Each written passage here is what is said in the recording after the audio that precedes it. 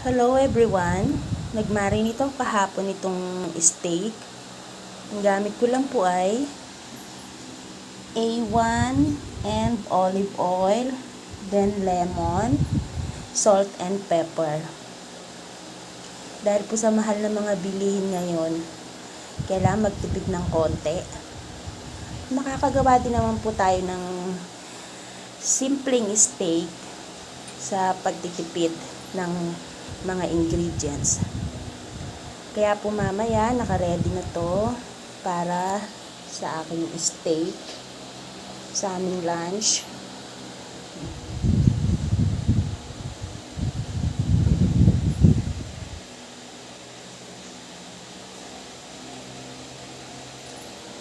Marinated po ito for 24 hours na ngayon kasi kahapon ko pa siya ginawa.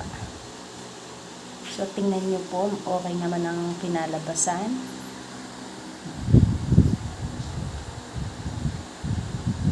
For 2 person lang naman po ang kakain ito. Pero kasya po siya hanggang sa 4 na tao. Pag naluto na.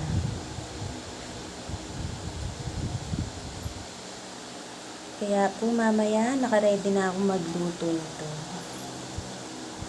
Ang ingredients ko lamang po dyan ay A1, olive oil, salt and pepper, tapos lemon.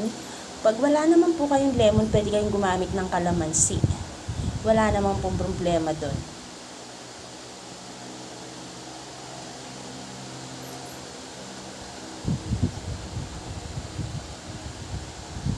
Sana po guys ay suportahan nyo ang aking mga simpleng lutuin sa bahay.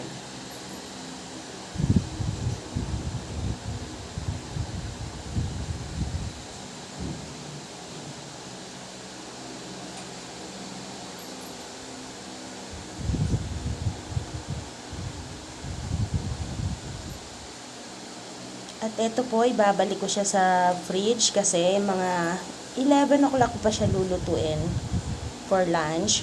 Para tamang-tama po, medyo ano pa siya. Medyo mainit pa pagka kinain. And best po ang steak na mainit kapag kinakain. Pero ano po, prepare ko po is well done. Ayoko po ng medium rare.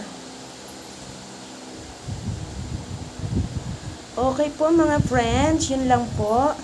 Salamat po sa pagsuporta at umaasa po ako na ako po ay inyong susuportahan sa aking mini vlogger na ginagawa.